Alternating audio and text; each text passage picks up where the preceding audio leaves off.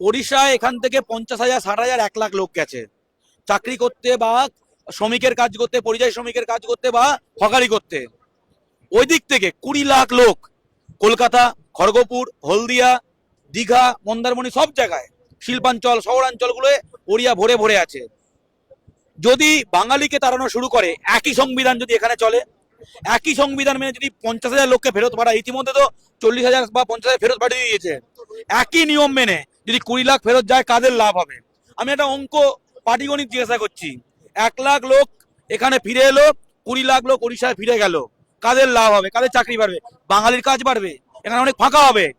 ইতিমধ্যেই বাঙালি কিন্তু গণ প্রতিরোধ করা শুরু করেছে। বাঙালি কিন্তু আর বাংলা পক্ষ শান্তির বাণী শুনবে না। বাঙালি এখন ক্ষোভে ফুঁসছে। বাঙালি আমাদেরকে বলছে যে আমার ছেলে খুন হয়ে ফিরবে আর তোমরা বলবে শান্তিতে থাকো, চলবে না। বিভিন্ন জায়গায় সাধারণ বাঙালি গণ প্রতিরোধ করা শুরু করেছে।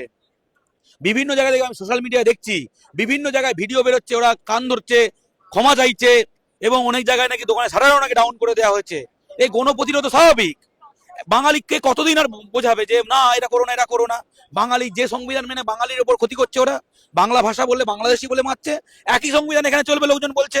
অন্যায় কি আছে? যে সংবিধান, এটা পুরো তো ভারতের সংবিধান। উড়িষ্যায় যে সংবিধান চলে, বাংলাদেশে একই সংবিধান চলে। যে সংবিধান মেনে বাঙালিকে উৎখাত করছে, একই সংবিধান মেনে ওদেরকে উৎখাত করবে, বাঙালি বলছে।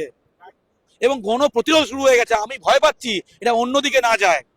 তাই বলবো ওড়িশার লোকজন যে নিজেদের বিপদ ডেকে আনবেন না। 20 লাখ লোক ফেরত যাবে, বাংলায় অশান্তি হবে, ওড়িশায় অশান্তি হবে, এগুলো চাই না আমরা।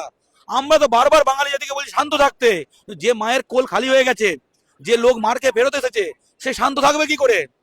এই গণ প্রতিরোধ যেভাবে হচ্ছে, সেটা যদি অন্যদিকে মোড় নেয় নেয়, অবিলম্বে ওড়িশায় বাঙালির ওপর গায়ে হাত দেওয়া, বাংলাদেশি বলা এবং মারধর করা, খুন করা বন্ধ করতে হবে।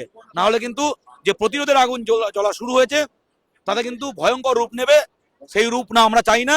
রাজ্যে রাজ্যে সৌভ্রাতৃত্ব, জাতিতে জাতিতে সৌভ্রাতৃত্ব বজায় থাকুক, আমরা সেই প্রার্থনা করি।